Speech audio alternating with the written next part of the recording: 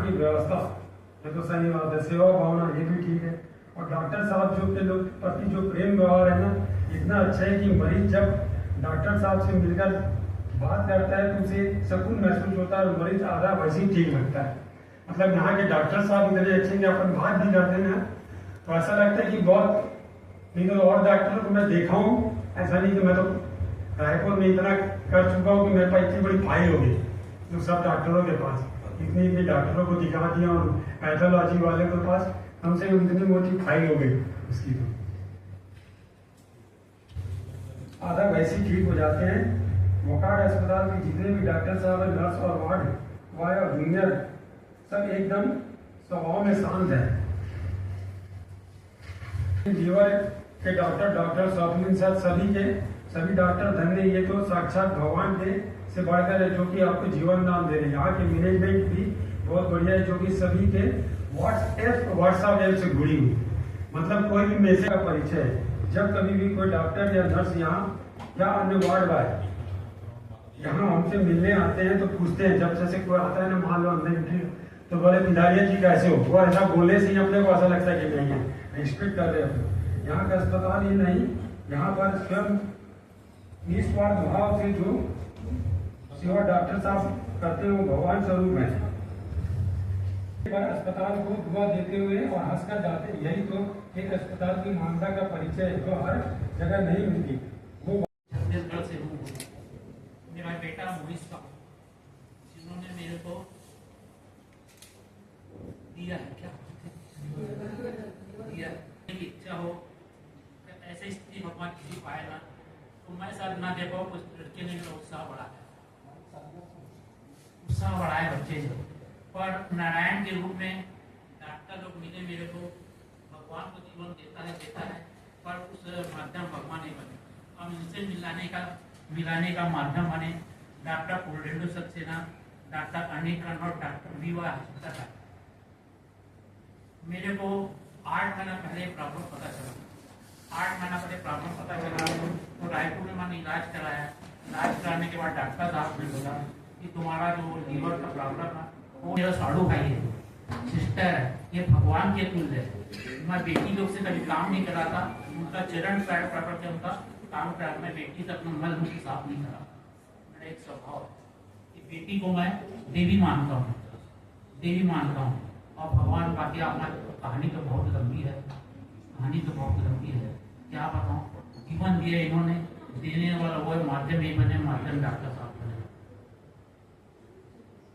बने। में भगवान तुल्य मैं इनका चरण बोलो जीवन कम है।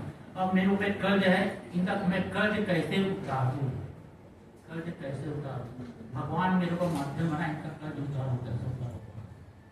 शर्मा है, मैं लिवर ट्रांसप्लांट कर रहा हूँ हॉस्पिटल पे।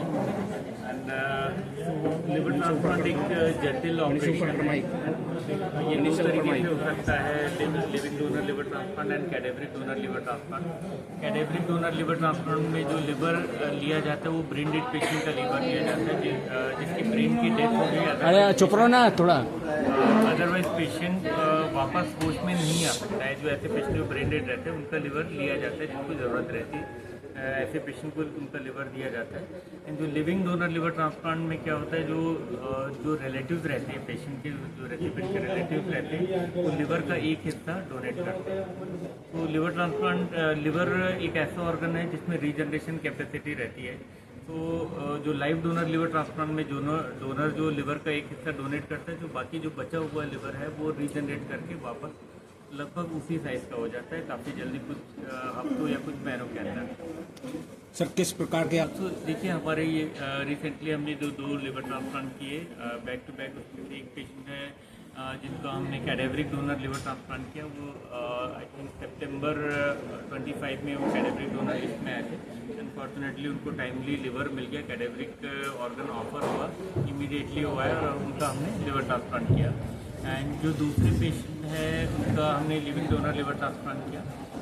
लिवर कंडीशन काफ़ी ख़राब थी, उनको लिवर ट्रांसप्लांट की ज़रूरत काफ़ी जल्दी था। तो उस कंडीशन में उनके जो सन है, जो उनके लड़के हैं वो सामने आए और उन्होंने अपना लिवर का एक हिस्सा डोनेट किया, उनका हमने successful liver transplant sir post operative में क्या केयर करना चाहिए ट्रांसप्लांट होने के बाद? तो देखिए पोस्ट ऑपरेटिव पीरियड में इनिशियल जो टाइम रहता है, इनिशियल जो 3 मंथ रहता है वो काफ़ी ज़्यादा क्रूशियल रहता है। इस इनिशियल 3 मंथ में इम्यूनोसप्रेशन की रिक्वायरमेंट ज़्यादा रहती है, डोज ज़्यादा रहती है, तो उस दौरान इन्फेक्शन का रिस्क काफ़ी ज़्यादा रहता है।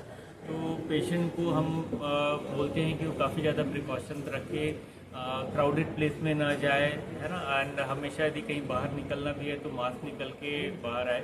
यदि घर पे जो किसी फैमिली मेम्बर को यदि किसी तरीके का इन्फेक्शन है या कुछ फीवर है तो उनको हम बोलते हैं कि उनसे दूर रहें। तो थोड़ा ज़्यादा प्रिकॉशन रखना पड़ता है इनिशियल 3 मंथ में। लीवर डोनेट के लिए जनमानस में आपका क्या एक मैसेज होगा कि ज़्यादा डोनेट करना चाहिए? देखिए अभी इंडिया की जो कंडीशन है इस देखेंगे तो अभी भी हम जो ज़्यादातर लिवर ट्रांसप्लांट कर रहे हैं वो लाइफ डोनर लिवर ट्रांसप्लांट ही कर रहे हैं। सो पब्लिक में ये अवेयरनेस होना बहुत ज़्यादा ज़रूरी है कि जो कैडेवरिक डोनेशन बढ़ना चाहिए। जिस किसी भी फैमिली मेम्बर, जिस किसी भी व्यक्ति के फैमिली मेम्बर यदि फॉर सम रीज़न यदि वो ब्रेन डेड हो गया है, जैसे वैसे हम कभी सोचते नहीं इस तरीके से, लेकिन ब्रेन डेड का मतलब क्या होता है आमतौर पे, जैसे किसी को हेड इंजरी हो गया या ब्रेन हेमरेजिंग हो गया, उसकी वजह से अनफॉर्चुनेटली यदि कोई ब्रेन डेड हो गया है तो उनको अपने रिलेटिव के ऑर्गन डोनेट करने चाहिए, उसमें ज़रा भी झिझकना नहीं चाहिए।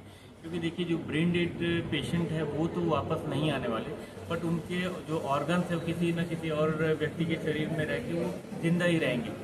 और जो जैसा कि बताया जाता है कि जो एक ब्रेन डेड पेशेंट है वो 8 लोगों की जान बचा सकता है, मैक्सिमम 8 लोगों की जान बचा सकता है।